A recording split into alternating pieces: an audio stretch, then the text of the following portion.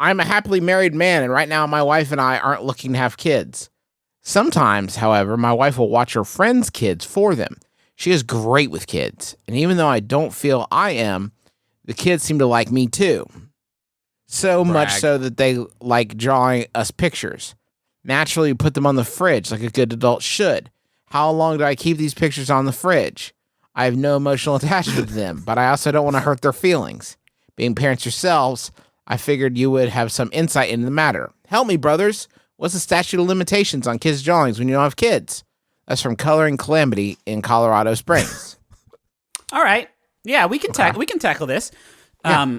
How many, if I were to try to count, if I had $1 American for every piece of paper printed out that had a drawing of a bug, let's say a caterpillar or a ladybug on it, that my little guy had splotched some not even correct color paint nowhere even close to this fucking bug. Not even accidentally getting within the lines even a little bit. I could retire from all work and buy the United States and run it like some sort of mad emperor. So like, if I hung all of these on the fridge would fall over with the last one I hang and kill me. So like, I can't do all of them.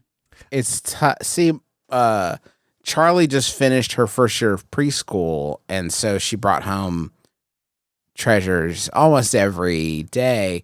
And my wife and I have had this ongoing debate that I feel like I can tell when she put a lot of heart into a piece and when she was just kind of watching the clock, letting it tick down to 1:30, and she's going to dip out and be like, oh, I guess I can't finish them all. Don't care. Anyway, bye, suckers. Bye. Have a nice nap, idiots. I'm going home. You got to appreciate it to the face. But then the refrigerator, that's Daddy's box. That's where Daddy keeps his favorite stuff.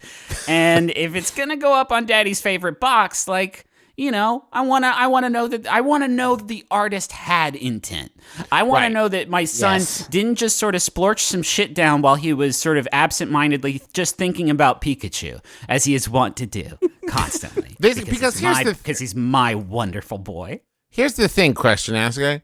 The next time that kid comes to your house, he's not going to be like, hey, Mr. Derek, where the fuck is my picture? Like, unless he's the kind of kid who would do that. Unless he's a real fucking minkus that's gonna put you on blast. I would say, but if he comes back and he's like, where is it? Just say, I submitted it to the local gallery for consideration.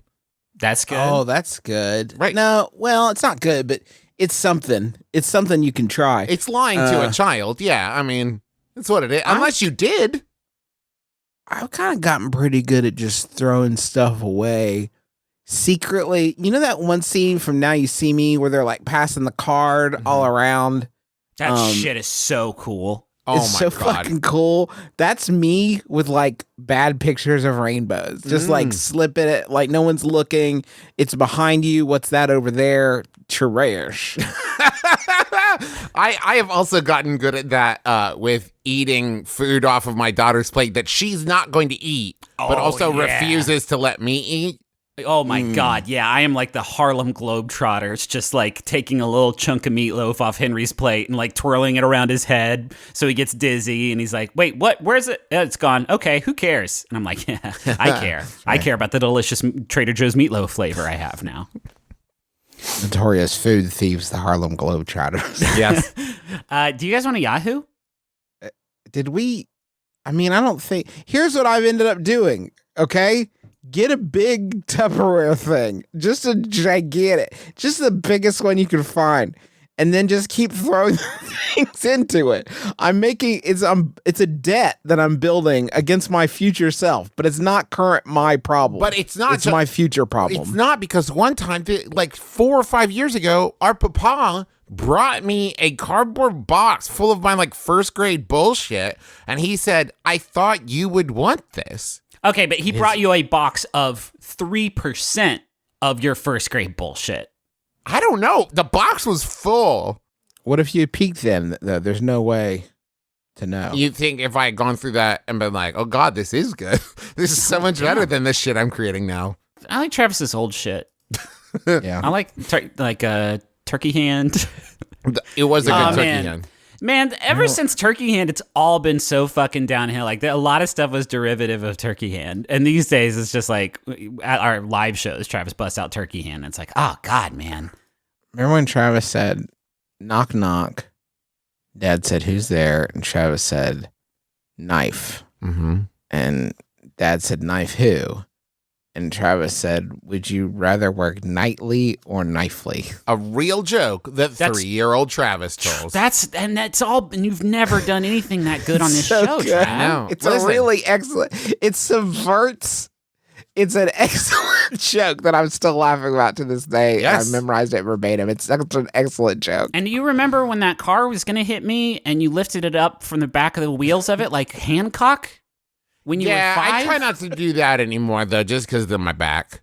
You know? When I was that's 3, it. Like, you my guess. peaked. You were so... And do you remember how fucking cut and handsome you were at 5? And Yeah. now you are, like, just a shambling mess of bones and skin? I know. Remember? Yes. Remember when you wrote the treatment for Hancock Yes. and you sold it and it sat on the blacklist for 20 years, but you made like a ton of fucking cash?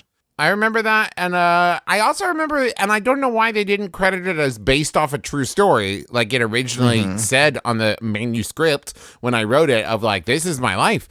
I got my oil changed, and the place that I get my oil changed at, I was started to sit down in like the hangout area where you wait for your car to be healthy and ready for you again. And they did have a TV that was showing Hancock, and it mystified me that was the choice that they had made for film to watch in 2019 in their waiting room. So I called a Lyft and I came home where there was no Hancock.